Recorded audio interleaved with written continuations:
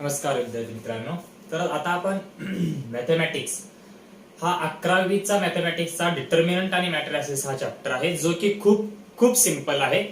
परंतु हा चॅप्टर जरी सिंपल असला तरी घेणं गरजेचं आहे, कारण हा पुढील एज्युकेशनसाठी ज्यावेळेस तुम्ही 12वी मॅथ्स नंतर पुढे जे कोणतं एज्युकेशन घ्याल, जे कोणती फील्ड निवडाल, जर तिथं मॅथ असेल तर मॅट्रिक्स आणि डिटर्मिनंट यांचा यूज हा नक्की असणार आहे. तर मग आपण सुरुवात करूया डिटर्मिनंटने. डिटर्मिनंट फक्त नाव मोठं आहे किंवा आपण कधी न ऐकलेलं आहे, तसं आपण डिटर्मिनंट काय असतं ते कसं सोडवायचं हे यापूर्वी आपण ऑलरेडी शिकलेलो आहोत. कुठे तर आपण 10वी शिकली असेल, आणि 10वी मध्ये ज्या ठिकाणी आपण दोन चलातील रेषीय समीकरणे linear equations in 2 variables solve केले होते. ते सॉल्व्ह करण्याचे वेगवेगळ्या मेथड्स आपण शिकलो होतो. त्यातली पहिली मेथड होती तर एक तर एक्स किंवा वाय यांचे कोइफिशियंट इक्वल करणं. जर कोइफिशियंट इक्वल आले तर त्यांचं साइन पाहणं कोणतं आहे. जर दोन्ही साइन सेम असतील तर सबट्रॅक्शन, वेगवेगळे असतील तर ऍडिशन करायचं. ही एक मेथड होती, पण त्या मेथडचा इथं काही संबंध नाहीये. मग इथं संबंध आहे कशाचा, तर इथं आहे संबंध आपल्या डिटर्मिनंटचा. आपण आणखी एक मेथड शिकली होती. समजा की 2x plus 3y is equals to 10 हे पहिलं तुमचं लिनियर इक्वेशन आहे, आणि 5x minus 7y is equals to 20 हे दुसरं लिनियर इक्वेशन आहे. आता इथं आपण पहिल्या पद्धतीने डिस्कस करायला गेलो तर काय केलं असतं, तर या ठिकाणी आपण फक्त आणि फक्त पहिल्यांदा y किंवा x दोन्हीपैकी कोणाच तरी एकाचे कोइफिशियंट इक्वल केले असते. पण मागाशी सांगितले आपल्याला त्या मेथडचा इथं काही संबंध नाहीये. हे इक्वेशन आपल्याला सॉल्व्ह करायचे. इक्वेशन सॉल्व्ह करणं म्हणजे सिंपली x आणि y च्या किमती शोधायच्या आपल्याला. पण त्या किमती शोधण्यासाठी आपण एक पद्धत शिकली होती. पहिल्यांदा आपण d लिहायचो. d फॉर डिटर्मिनंट कसा लिहायचो, तर x चा कोइफिशियंट इथं लिहिला, y चा कोइफिशियंट या ठिकाणी हे 5 आणि इथं -7. याला कसं सॉल्व्ह करायचं माहिती आता आठवलं असेल तुम्ही या मेथडला काय म्हणत होता, क्रॅमर्स रूल. कशा प्रकारे सॉल्व्ह करायचं क्रॅमर्स रूलने, तर पहिल्यांदा 2 आणि -7 चा गुणाकार करायचो. 2 into -7 minus 3 into 5. So the answer will be 2 into -7 it's -14, minus 3 into 5 it's 15. Finally -29 is the value for determinant D. याच्या पुढची स्टेप काय असायची, तर आपण पुढे dx काढायचो. कशा प्रकारे dx काढायचो, इथं परत एकदा डिटर्मिनंट लिहायचा. पण इथं जे x चे सहगुणक आहेत 2 आणि 5, 2 आणि 5 हे रिप्लेस करायचे या कॉन्स्टंट टर्म्सने. म्हणजे कोणत्या, 10 आणि 20 ने. म्हणजे फक्त पहिला कॉलम बदलायचो आपण, बाकी काही चेंज करत नव्हतो. 3 इथं -7, तर सिंपली इथलं कॅल्क्युलेशन काय होणार आहे, -70 -60. Okay, so final answer is -150. Sorry -130 final answer. Okay, यानंतर आपण x ची व्हॅल्यू काढण्यासाठी हा फॉर्म्युला लिहायचो, जिथे dx डिवाइड बाय d म्हणजे -130 अपॉन -29. हा, इथं भाग जाईल न जाईल तो भाग वेगळा, परंतु जर भागाकार होत असेल, तुम्ही भागाकार करतात सिंपली व्हॅल्यू फाइंड करत, भागाकार होत नसेल तर आहे अशा टर्म राहू द्यायच्यात, म्हणजे ही x ची किंमत मिळाली. y ची किंमत काढण्यासाठी आपण काय करायचो 10वी मध्ये, तर y इज इक्वल्स टू, परत हा जो मेन डिटर्मिनंट आहे याच्यामध्ये फक्त सेकंड कॉलम बदलायचा, रिप्लेस करायचा कॉन्स्टंट टर्म्सने, आणि पहिला कॉलम ऍज इट इज ठेवायचा. म्हणजे इथं तुम्ही लिहिणार आहात 10 आणि 20 हा सेकंड कॉलम. परत याला सॉल्व्ह करणार, 20 दोन्ही 40 वजा जे काही आन्सर येईल ते -10 यायचं. नंतर y काढण्यासाठी आपण कॅल्क्युलेट करायचो dy अपॉन d म्हणजे -10 डिवाइड बाय -29. हे -29 d चं आलं आणि -10 dy ची व्हॅल्यू आली. या मेथडने आपण x आणि y च्या व्हॅल्यू फाइंड करायचो. मग इथं हे 2 रो आणि 2 कॉलम. आता परत नवीन इंट्रोडक्शन, जे काही आडवी मांडणी असते याला आपण रो म्हणणार आहोत, आणि जी उभी मांडणी आहे याला आपण कॉलम म्हणणार आहोत. बार मग इथं आपण 10वी पर्यंत काय केलं तर 2 रो आणि 2 कॉलम असलेले डिटर्मिनंट सोडवले. आता फक्त एकच स्टेप वाढते. 11वीला आल्यानंतर तुम्हाला 3 रो आणि 3 कॉलम असलेले डिटर्मिनंट सॉल्व्ह करायचे आहेत. पण त्या पार्ट्स कडे जाण्यापूर्वी आपण एक बेसिक गोष्ट लिहून घेऊ की जिथे जो एलिमेंट आहे त्याची पोझिशन खूप महत्वाची असते. मग पोझिशन लिहायची कशी, तर हे लिहून द्यायची काही गरज नाहीये, फक्त रिकॉल होतं. म्हणजे तुम्ही पाठीमागे जे काही शिकलात 10वी मध्ये ते तुम्हाला रिमाइंड होणं गरजेचं होतं. आता डिटर्मिनंट नेमका असतो काय, त्याची पोझिशन काय हे लिहून घेऊ. तर एलिमेंट्स जो काही आहे तो कसा दाखवायचा. समजा एखादा डिटर्मिनंट आहे जो आपण कॅपिटल ए ने रिप्रेझेंट केला, डिटर्मिनंट दाखवला ए ने. आता इथं सांगितल्याप्रमाणे आपल्याला 3 रो आणि 3 कॉलम असा डिटर्मिनंट पाहायचा आहे. म्हणजे सिम्पली तुम्ही काय करणार आहात, तर हा पहिला रो, हा सेकंड रो आणि हा थर्ड रो, इथे वेगवेगळे एलिमेंट्स येणार. पुढे 3 कॉलम लिहायचे, म्हणजे हा फर्स्ट, सेकंड आणि हा थर्ड. जिथे जिथे या लाईन इंटरसेक्ट होत आहेत त्या प्रत्येक ठिकाणी एलिमेंट येणार आहे. मग हा जो काही एलिमेंट येईल त्याची पोझिशनिंग आपण करणार आहोत. तर अशा प्रकारे समजून घेऊ. पहिला जो एलिमेंट असेल, समजा डिटर्मिनंट कॅपिटल ए ने दाखवला असेल तर त्याचा एलिमेंट हा स्मॉल ए ने रिप्रेझेंट करा. आपण जनरल बोलतोय त्यामुळे इथं कुठली फिक्स व्हॅल्यू येणार नाहीये. प्रत्येक एक्झाम्पल मध्ये या व्हॅल्यूज वेगवेगळ्या असणार आहेत. पण आता हा जो पहिला एलिमेंट आहे स्मॉल ए, तो कोणत्या रो मध्ये येणार आहे, तर फर्स्ट रो मध्ये येणार. आणि कोणत्या कॉलम मध्ये येणार आहे, तर तो फर्स्ट कॉलम मध्येच येणार आहे. म्हणून याच्या पायामध्ये बेसला आपण 1 1 लिहायचंय. नीट लक्षात ठेवा, इथं A11 असं वाचायचं नाहीये, A11 असं वाचायचं नाहीये, A1 1 या प्रकारेच रीड करायचं आहे. पुढचा एलिमेंट A1 2.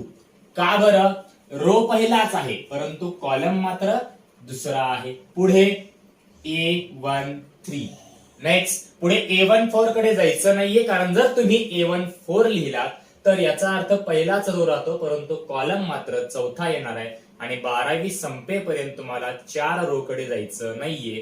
3च रो 3च कॉलम एवढेच डिटर्मिनंट किंवा पुढचा जो बिट आहे एवढेच मॅट्रिसेस तुम्हाला सॉल्व्ह करायचे आहे. मग दुसऱ्या रो कडे यायचंय. आता रो बदलतोय म्हणजे इथल्या बेस मधल्या व्हॅल्यू सुद्धा चेंज व्हायला पाहिजे, की ज्या ठिकाणी इथला एलिमेंट हा सेकंड रो आणि फर्स्ट कॉलमचा असणार आहे. त्यामुळे इथं 2 1 लिहायचंय.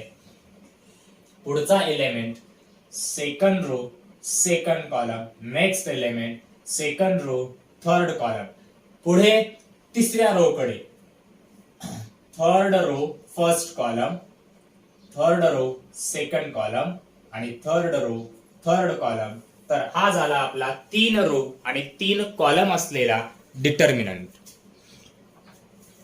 A11, A12, A13, A21, A22, A23, A31, A33, A32 आणि हा लास्ट एलिमेंट A33. परत एकदा रिमाइंड करतोय, ह्या एलिमेंटची पोझिशनिंग रीड करत असताना A11, 12, 13 या प्रकारे वाचायचं नाही. आणि दुसरी महत्वाची गोष्ट, याला वाचताना 1 1 1 2 1 3 2 1 2 2 2 3 या प्रकारे रीड करायचंय. पुढची महत्वाची गोष्ट, जे आपण पोझिशनिंग लिहिलेली आहे ही स्टँडर्ड फॉर्म मध्ये पोझिशनिंग दाखवतो आपण AIJ ने. पायामध्ये स्मॉल आय स्मॉल जे लिहायचंय. ज्या ठिकाणी पहिली जी किंमत असेल ज्याला आपण आय ने रिप्रेझेंट केले तो नंबर कंपल्सरी रो साठी असणार. कोणत्या नंबरचा रो आहे हा ओळखायचा असेल तर फक्त पोझिशन मधला पहिला एलिमेंट शोधायचा. AIJ म्हणजे आय नंबरचा रो आणि जे कशासाठी आहे तर ते कॉलम साठी आहे, म्हणजे जे नंबरचा कॉलम असला पाहिजे. मग उदाहरणार्थ पुढे चलून जर तुम्हाला या प्रकारे लिहिता आलं किंवा अशा प्रकारचा एखादा एलिमेंट पाहिजे असेल A25 तर सिम्पली आपण काय सांगणार आहोत, तर हा जो एलिमेंट आहे तो दुसरा रो आणि 5 नंबरचा कॉलम या ठिकाणी असणार आहे. पुढे जर सिम्पली या प्रकारे सांगता आलं डायरेक्टली तर दुसरा रो तिसरा कॉलम. या प्रकारे सांगायचं असेल तर तिसरा रो आणि पहिला कॉलम. थोडक्यात लक्षात आलं असेल काय सांगायचंय, तर जी काही पोझिशनिंग आहे त्यामध्ये पहिला क्रमांक हा नेहमी फक्त आणि फक्त रो साठी असावा आणि दुसरा जो क्रमांक असेल तो मात्र कॉलम साठी असणार आहे. याच्यानंतर हे झालं स्टँडर्ड फॉर्म. जे तुम्हाला लिहून घ्यायचं आहे ते डायरेक्ट तुम्ही व्हिडिओ पॉज करून लिहून घेऊ शकता, काही हरकत नाहीये. लिहून झाल्यानंतर परत व्हिडिओ प्ले करायचंय, आपण पुढच्या बीट कडे जाणार आहोत. हे कळालं जर असेल, आय थिंक कळलं असेलच, कारण यात न समजण्यासारखा हार्ड कन्सेप्ट असा कोणताच नाहीये. यानंतर डिटर्मिनंट सॉल्व्ह करणं असतं. कशा प्रकारे? तर डिटर्मिनंट सॉल्व्ह करणं म्हणजे सुद्धा जुनी पद्धत आहे जी आपण सोडवली. मागच्या एक्झाम्पल मध्ये आपण आज सुरुवात केली त्यावेळेस, किंवा तुम्ही 10वी मध्ये क्रॅमर्स रूल वापरलात त्यावेळेस डी ची व्हॅल्यू काढलात म्हणजे डिटर्मिनंटची व्हॅल्यू काढलात, याचाच अर्थ तुम्ही डिटर्मिनंट सोडवलात. मग इथं त्या ठिकाणी 2 रो आणि 2 कॉलमचा असल्यामुळे क्रॅमर्स रूल वापरून आपल्याला सोडवता आलं. पण आता जो काही डिटर्मिनंट आहे तो 3 रो आणि 3 कॉलमचा आहे. तर solution of determinant A is कशा प्रकारे काढायचं नीट पहा. तर A is equals to determinant already आपल्या जवळ आहे, ज्या ठिकाणी 3 रो आणि 3 कॉलम आहेत. या डिटर्मिनंटला जर सोडवायचं असेल तर काय करायचं? पहिला जो एलिमेंट आहे, कोण आहे तो? A11. हा, याचं एक्झाम्पल तुम्हाला पाहिजे असेल तर तुम्ही या प्रकारे लिहू शकता. समजा ए इज द डिटर्मिनंट 2 5 -10 1 3 7 2 1 8. या प्रकारे. म्हणजे इथं जर तुम्ही पाहायचं म्हटलं, जर तुम्हाला एलिमेंट लिहायचा आहे A31 चा, तर शोधायचा कोणता? तिसरा रो पहिला कॉलम. चेक करा, हा पहिला रो, दुसरा रो आणि हा थर्ड रो. थर्ड रो मध्ये कॉलम कोणता असला पाहिजे? पहिला. तर A31 ची व्हॅल्यू किती मिळाली इथं? 2. समजा तुम्हाला शोधायचंय A23, तर दुसरा रो आणि तिसरा कॉलम ज्याची व्हॅल्यू किती मिळणार आहे? 7. या प्रकारे आपल्याला व्हॅल्यूज मिळणार आहेत. म्हणजे ह्या प्रत्येक एलिमेंट साठी आपण जनरल टर्म वापरलेली आहे स्मॉल ए, आणि त्या पायामध्ये लिहिलेले आहे फक्त त्याची पोझिशन, तो कुठे असणार आहे. एक्झाम्पल या प्रकारे येऊ शकतं. मग आता आपल्याला असा डिटर्मिनंट किंवा या प्रकारे सोडवायचा आहे. त्यासाठी स्टँडर्ड रूल काय आपण हा एक्सप्लेन करून सांगतोय. पाहून घेऊ आता स्टँडर्ड रूल काय असतो. तर पहिला जो एलिमेंट आहे A11 तो आधी लिहायचा. त्याच्यानंतर हा एलिमेंट ज्या रो मध्ये आहे आणि ज्या कॉलम मध्ये आहे ते दोन्ही रो आणि कॉलम डिलीट करायचे. म्हणजे पुसून टाकायचे नाहीये, फक्त नाहीत असं कन्सिडर करायचंय. डायरेक्ट याला पुसायचं नाहीये, मोडायचं नाहीये. मला पुढे A11 म्हणजे पहिला रो येणार नाही आणि पहिला कॉलम सुद्धा येणार नाही. उरलं काय काय? मग शिल्लक काय राहिलं? A22, A23, A32 आणि A33. फक्त तेवढाच डिटर्मिनंट लिहायचा आहे छोटासा. A22, A23, A32 आणि A33. काय केलं आपण इथं? A11 पहिला एलिमेंट घेतला. इथं साइन कोणतंच नाहीये, म्हणजे गुणाकार असणार आहे, मल्टिप्लिकेशन असणार आहे. त्याचा रो आणि त्याचा कॉलम आपण डिलीट केला. उरलेले जे काही एलिमेंट आहेत ते लिहिले. हे एलिमेंट लिहिल्यानंतर आपल्याला जो डिटर्मिनंट मिळतो तो 2 रो आणि 2 कॉलमचा असणार आहे. पुढे ही प्रोसिजर शेवटपर्यंत चालू ठेवायची, म्हणजे तिसऱ्या एलिमेंट पर्यंत. म्हणजे पुढे आपण टर्म काय करणार आहोत? तर A12. आता A12 म्हणजे पहिलाच रो, पण कॉलम मात्र दुसरा कॅन्सल करायचा आहे. पहिला कॉलम प्रेझेंट असणार आहे. नीट पहा, पहिला रो आणि दुसरा कॉलम डिलीट केलाय, म्हणजे 1 2 3 आणि 4 या 4 व्हॅल्यू शिल्लक राहतात. एक लक्षात ठेवा, जर तुम्हाला हे सांगायला आपण सांगतो किंवा सगळेच म्हणतात डिटर्मिनंट खूप सोपा असतो, मॅट्रिसेस खूप सोपा असतो, पण हे सोपं वाटतं तेव्हा जेव्हा यातली प्रत्येक स्टेप, प्रत्येक शब्द आपण नीट फुल कॉन्सन्ट्रेशनने ऐकतो. त्यामुळे नीट लक्ष द्यायचंय. आपण काय करतो इथं? दुसरा A12 हा एलिमेंट आपण इथं लिहिला, त्याचा रो आणि त्याचा कॉलम नाही असं समजलं तर शिल्लक राहतंय A21 आणि इकडे राहतं A23. A22 किंवा सेकंड कॉलम हा डिलीट झालेला आहे. पुढे काय शिल्लक राहणार आहे? तर A31 आणि A33. फक्त फरक इतका की या ठिकाणी A12 इथं जे आपण मल्टिप्लाय लिहिले. आता पुढचा प्रश्न, इथं चिन्ह कोणतं असलं पाहिजे? प्लस का मायनस? ऍडिशन का सबट्रॅक्शन? बेरीज का वजाबाकी? तर इथं A12 याला जे कोणतं चिन्ह असेल त्याच्या अपोजिट साइन आपण घेणार आहोत. मग अपोजिट साइन घ्यायचं असेल तर सिम्पली इथं फक्त मायनस टाकून द्यायचंय. समजा एखाद्या एक्झाम्पल मध्ये इथं -5 आलं असेल तर A12 ची व्हॅल्यू -5, ते मायनस आणि हे मायनस शेवटी काय बनतं, प्लस बनतं. पण जर इथं फक्त 5 आलं असेल तर हे +5 आणि इथलं मायनस, इथं काय राहणार आहे, -5. तिसरी टर्म म्हणजे सगळ्यात शेवटी आता यायचं आहे. आता हे तुम्ही एकासमोर एक लिहा, A13 म्हणजे आता एलिमेंट लिहिला आपण, पहिला रो आणि तिसरा कॉलम तेच डिलीट करायचे, शिल्लक राहतात. हा रो डिलीट झाला, हा कॉलम डिलीट झाला, शिल्लक काय राहिलं, A21, A22, A31 आणि A33. तेवढंच फक्त लिहून घ्यायचं आहे, A21, A22, A31 आणि A32. आता याला सोडवायचं कसं, पुढचं कॅल्क्युलेशन काय हे आपल्याला येतं. कसं पहा, लिहिल्यानंतर कळेल. A11 पुढे एक ब्रॅकेट टाकायचा. हा 2 रो आणि 2 कॉलमचा छोटासा डिटर्मिनंट आहे, जो आपण क्रॅमर्स रूल मध्ये सोडवलेला आहे. म्हणजे पहिल्यांदा या दोन्हींचा गुणाकार करायचा, A22 इंटू A33 मायनस, नंतर या दोन्हींचा गुणाकार करायचा, A32 इंटू A23.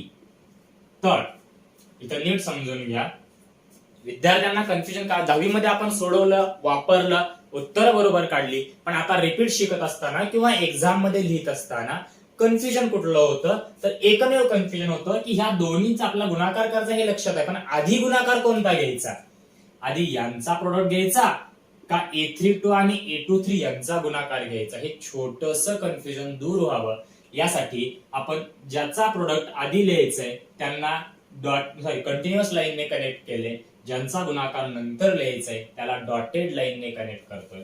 पुढे हीच प्रोसिजर शेवटपर्यंत चालू ठेवायचे. हे मायनसला minus, A12 as it is bracket मध्ये, आधी यांचा गुणाकार, नंतर ह्या डॉटेडने रिप्रेझेंट केलेला यांचा गुणाकार, म्हणजे A21 into A33 minus A31 into A23 आणि सगळ्यात शेवटी प्लस A13 या ब्रॅकेट मध्ये या प्रकारे गुणाकार लिहायचे. फक्त A21 A32 minus A31 into A22. तर यानंतर आपण एक नॉर्मल सिंपल एक्झाम्पल घेऊ, ज्यामध्ये 3 रो 3 एलिमेंट असले पाहिजेत, 3 रो आणि 3 कॉलम असले पाहिजेत, ज्याला आपण सॉल्व्ह करूया याच मेथडने, याच फॉर्म्युल्याने. आधी व्हिडिओ पॉज करा, हे पूर्ण प्रोसिजर लिहून घ्या. स्टँडर्ड प्रोसिजर आहे, हा स्टँडर्ड रूल आहे, जो समजल्यानंतर पुढचे सगळे एक्झाम्पल सोडवता येतात. हे जे काय आहे ते फक्त सिम्पली एक एक्झाम्पल कसं असावं, की 3 रो आणि 3 कॉलमचा डिटर्मिनंट कसा असू शकतो याचं एक सिंपल एक्झाम्पल आहे. आता प्रत्येक वेळी हेच एलिमेंट असतील असं नाही, वेगवेगळे असू शकतात. ओके, तर व्हिडिओ पॉज करा, लिहून घ्या. झाल्यानंतर पुढे एक्झाम्पल घेऊ की डिटर्मिनंट कसं सोडवतात नेमकं.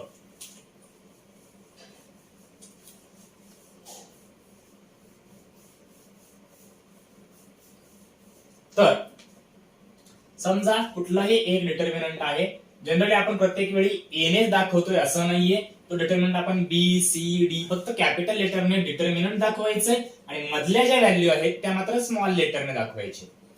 बर, आपण फक्त सिम्पली डी घेऊया, आपल्याला 10वी पर्यंत सवय ती होती. D is the determinant where elements are 2, -10, 1, 3, -1, 5, 0, 2, -8.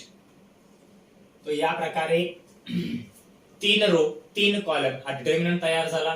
हा, तुम्हाला सेपरेटली लिहायचं असेल सुरुवातीच्या काही वेळेस समजण्यासाठी तर एका कोपऱ्यामध्ये तुम्ही लिहू शकता की समजा याला जर आपण नाव कॅपिटल ए दिलं असेल तर इथले मधले एलिमेंट आपण स्मॉल ए ने रिप्रेझेंट करणार, ज्याची त्याची पोझिशन नीट लक्षात ठेवायचे की पहिला एलिमेंट स्मॉल ए 1 1, 11 नाही 1 1. पहिला रो पहिला कॉलम कोण आहे 2. पुढे A12 पहिला रो दुसरा कॉलम त्याची व्हॅल्यू -10. A13 पहिला रो तिसरा कॉलम त्याची value 1. A21 second row first column याची व्हॅल्यू इथं मिळते 3. पुढे A22 second row second column ज्याची व्हॅल्यू -1 येणार आहे. A23 ज्याची व्हॅल्यू आपल्याला 5 मिळेल. बाकीच्या व्हॅल्यू तुम्हाला समजल्या असल्या तर काय लिहायचे ते. A31 0 असेल. A32 हा 2 असेल आणि फायनली A33 हा -8 असणार आहे. तर हे फक्त का लिहिलं तुम्हाला कळावं नेमक्या व्हॅल्यू कोणत्या कुठं आहेत, प्रत्येक व्हॅल्यूची पोझिशनिंग समजली एकदा. आता आपण सोल्युशन कडे जाऊया. आपल्याला हा डिटर्मिनंट सोडवायचा आहे. सुरुवातीच्या काही स्टेप्स आपण पूर्ण एकही स्टेप्स गायब न करता, डायरेक्ट स्टेप न करता सोडवून देणार आहे. पुढे एकदा तुम्हाला प्रॅक्टिस झाली की पुढचे जे काही एक्झाम्पल आहे तुम्ही डायरेक्टली सॉल्व्ह करू शकता. पहा आता पहिला एलिमेंट आपण 2 लिहिला, पुढे एक छोटासा डिटर्मिनंट टाकला. 2 ज्या रो मध्ये आहे तो रो म्हणजे पहिला रो कॅन्सल केला आणि ज्या कॉलम मध्ये आहे तो कॉलम सुद्धा कॅन्सल केला. कॅन्सल केला म्हणजे मोडून टाकायचा नाहीये, कारण त्या एलिमेंटचा पुढे आपल्याला उपयोग होणार आहे, फक्त नाहीत असं समजायचं. हे करण्यासाठी तुम्ही हा रो आणि हा कॉलम थोडा वेळापुरता झाकू सुद्धा शकता, कुठल्याही मध्यंतराला लपवू शकता. मग शिल्लक काय काय राहिलं ते लिहून घ्यायचंय. -1 5 2 -8. पुढे हे -10 ऑलरेडी इथलं आहे, जे A12 ची व्हॅल्यू आहे -10. पण आपण मागाशी शिकलेल्या रूल मध्ये काय सांगितलं होतं की हा जो दुसरा एलिमेंट असेल तो लिहिण्यापूर्वी आधी साइन कोणतं असलं पाहिजे, मायनस. पुढे याचा रो याचा कॉलम नाही असं समजलं तर दुसरा कॉलम आणि पहिला रो गायब होतील. शिल्लक राहतं आपल्याकडे 3 5 0 8. ओके. आणि सगळ्यात शेवटी प्लस पुढची व्हॅल्यू आहे 1. या 1 चा रो आणि कॉलम नाही असं समजलं म्हणजे पहिला रो आणि तिसरा कॉलम जर डिलीट केला तर आपल्याकडे शिल्लक राहतं 3 -1 0 2. Now we simplify this step. Bracket पहिल्यांदा या दोन्हींचा गुणाकार -1 इंटू -8 -5 इंटू 2. परत एकदा हे कंटिन्युअसली ज्यांना आपण कनेक्ट करतोय त्यांचा गुणाकार आधी लिहायचा, ज्यांना डॉटेडने कनेक्ट करतोय त्यांचा गुणाकार नंतर लिहायचा. मायनस मायनस काय मिळणार आहे आपल्याला, +10.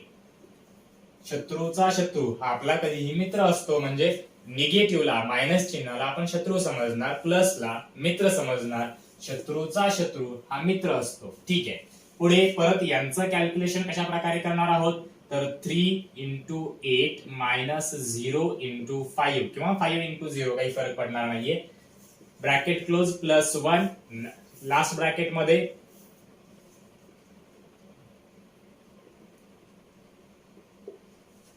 पहिल्यांदा 3 आणि 2 चा गुणाकार, नंतर 0 आणि -1 चा गुणाकार. मायनस ऑलरेडी इथलं आपल्या स्टँडर्ड फॉर्म मधला आहे, फॉर्म्युला मधला आहे आणि हा 1 ला पण मायनस चिन्ह आहे, निगेटिव्ह साइन आहे. पुढे सॉल्व्ह करत असताना हे 2 ब्रॅकेट मध्ये -1 इंटू -8 हे राहतं +8. हे -5 इंटू 2 मिळतं 10 +10 इन ब्रॅकेट 8 इंटू 3 किंवा 3 इंटू 8 हे राहतं 24 मायनस शून्याने कुठल्याही संख्येला गुणला तर उत्तर 0 मिळतं. ती संख्या मिळत नाही त्यामुळे इथं आपण 0 लिहिलं. +1 या ब्रॅकेट मध्ये 3 इंटू 2 6. हे मायनस शत्रूचा शत्रू परत एकदा मित्र बनतो, परंतु 1 गुणुले 0 1 into 0 we get 0. So now simplify this remaining step. 2 in bracket 8 आणि 10 यांचं सबट्रॅक्शन आहे, पण 8 पॉझिटिव्ह आहे 10 निगेटिव्ह आहे. अशा वेळी आपण काय करतो तर दहावीपर्यंत आपण शिकलो असेल, मोठ्या संख्येतून लहान संख्या वजा करा आणि मोठ्या संख्येचं चिन्ह द्या. मोठी संख्या 10 आहे, छोटी संख्या 8 आहे. मोठ्या संख्येचं चिन्ह हे वजा आहे, ऋण आहे. मग काय करायचं, 10 मधून 8 गेले, शिल्लक राहतं 2 आणि मोठ्या संख्येचं चिन्ह येतं -2 म्हणजे -2. +10 in bracket 24 - 0 it's 24 +1 in bracket 6 + 0 it's finally 6. So 2 into 2 हे 4 राहतं, पण पहिलं 2 पॉझिटिव्ह आहे, दुसरं 2 निगेटिव्ह आहे. सो प्लस मायनस मायनस, कारण मित्राचा शत्रू आपला हा नेहमी आपला शत्रू असतो. ओके. 2 4 0 +6.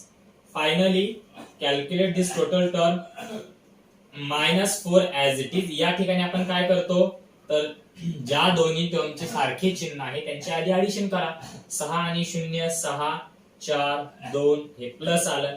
-4 + 2 46. परत तोच नियम वापरायचा आहे. कोणता, मोठ्या संख्येतून लहान संख्या वजा करा आणि मोठ्या संख्येचं चिन्ह द्या. 246 मधून 4 निघून गेलं, उरतं 242. मोठ्या संख्येचं चिन्ह प्लस, आपण प्लस काही लिहित नाही. तर या प्रकारे कुठलाही डिटर्मिनंट आपण सॉल्व्ह करू शकतो, सोडवू शकतो. यात सगळ्यात शेवटी फक्त एक सांगायचं की सुरुवातीचे काही चॅप्टर्स ऑनलाईनची आपल्याला जास्त सवय नसते, व्हिडिओ पाहत असताना त्यात जास्त बोर होतं, कॉन्सन्ट्रेशन जास्त वेळ राहत नाही.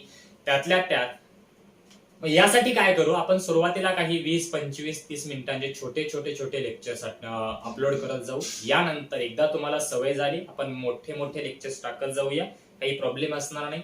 तरी जे कोणी नवीन विद्यार्थी आहेत त्यांनी चॅनलला सबस्क्राईब करा. दररोज तुम्हाला विषयांचे, प्रत्येक विषयाच्या लेक्चर्सचे व्हिडिओ, हे रेकॉर्डेड व्हिडिओ मिळत जातील. ज्या काही अडीअडचणी आहेत त्या अडीअडचणी विचारण्यासाठी